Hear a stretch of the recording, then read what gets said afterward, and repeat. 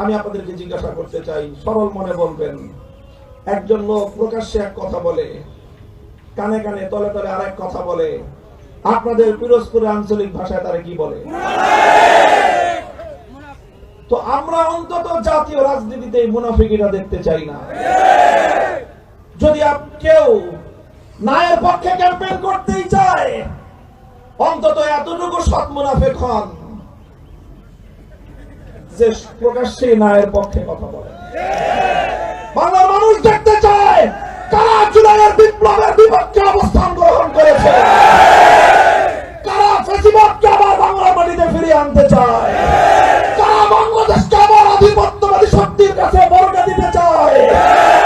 আমরা আবার দেখতে চাই প্রয়োজনে আবার জুলাই হবে, আবার বিপ্লব হবে, আবার আমরা রাজপথে স্লোগান তুলব, ইনকিলাব ইনকিলাব, দিল্লি না ঢাকা।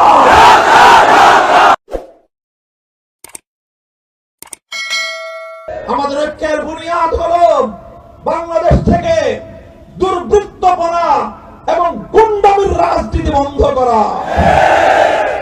বাংলাদেশ এই গুন্ডামির রাজনীতির কারণে, দুর্বৃত্তপনার রাজনীতির কারণে, চাঁদাবাজি লুটপাটের রাজনীতির কারণে স্বাধীনতার 54 বছর পরে আজ বাংলাদেশ এখনো পর্যন্ত তার নিজস্ব টার্গেট পর্যন্ত পৌঁছতে সক্ষম হয়নি। বাংলাদেশের ছাত্র জনতা রক্ত দিয়ে প্রায় 1.5 সহস্র মায়ের কোল খালি করে যে বিপ্লব এনে দিয়েছে, সেই বিপ্লবকে আজ ব্যর্থ করে দেওয়ার জন্য ষড়যন্ত্র দানা বাঁধতে শুরু করেছে। পরাজিত সকল শক্তি আজকে জুলাই বিপ্লবের বিপক্ষে অবস্থান গ্রহণ করার জন্য ঐক্যবদ্ধ হয়েছে।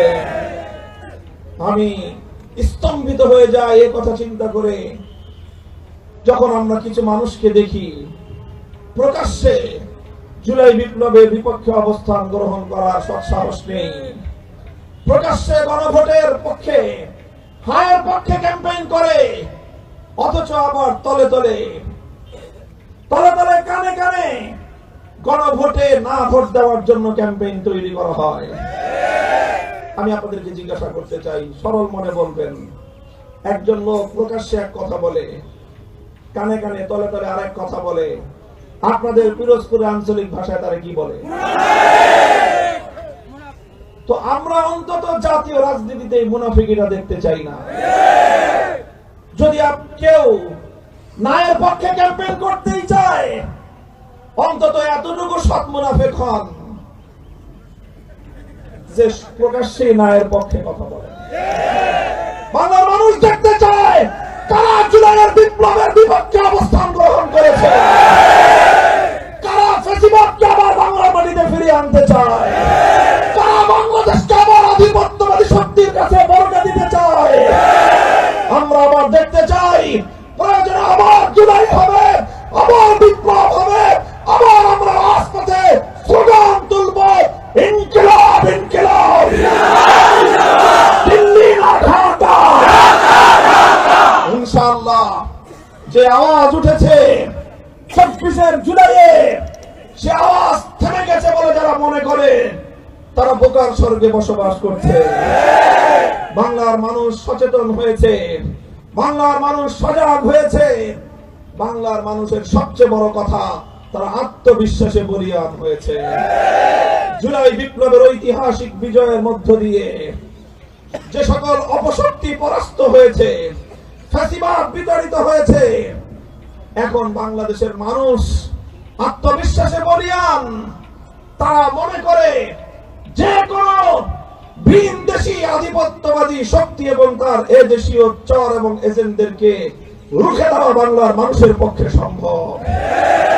ইনশাআল্লাহ 10 দলীয় ঐক্যের পক্ষে আমরা যেভাবে গোটা বাংলাদেশের মানুষের মধ্যে তাদের সুপ্ত অভিপ্রায়, মনের যে ইচ্ছা আমরা দেখতে পাচ্ছি, বাংলাদেশ জামায়াতে ইসলামী, জাতীয় নাগরিক পার্টি এনসিপি, বাংলাদেশ খেলাফত মজলিস সহ আমরা সবগুলো দল ঐক্যবদ্ধ হয়ে বাংলাদেশ পন্থার রাজনীতিকে অগ্রসর করে নিয়ে যাচ্ছি। দেশপ্রেম এবং ইসলাম আজ এক মোহনায় এসে মিলিত হয়েছে। আমরা ইনসাফের বাংলাদেশ গড়বার জন্য সামনের দিকে অগ্রসর হচ্ছি।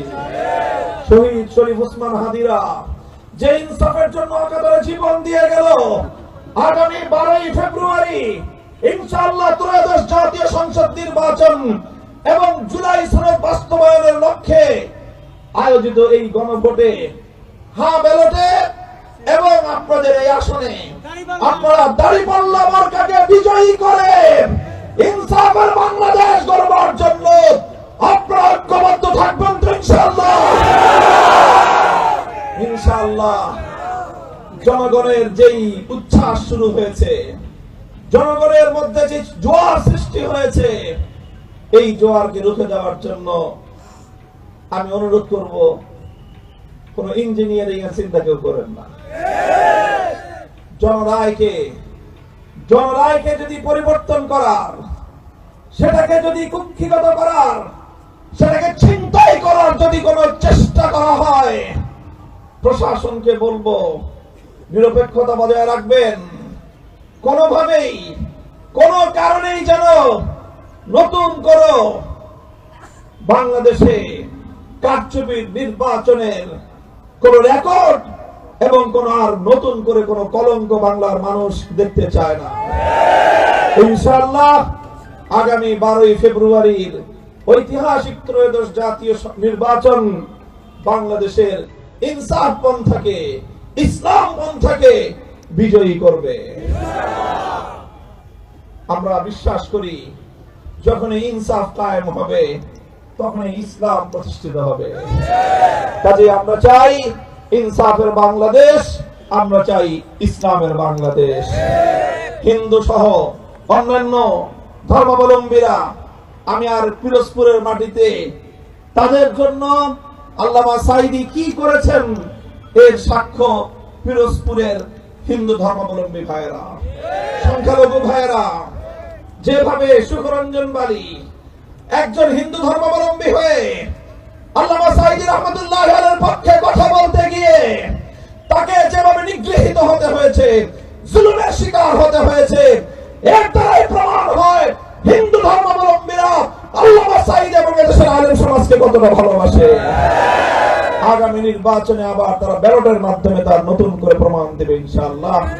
ইনশাআল্লাহ 10 দলীয় ঐক্যের পক্ষ থেকে আলহামদুলিল্লাহ আমাদের হিন্দু ভাই বাদল সরকার ভাই এসেছেন।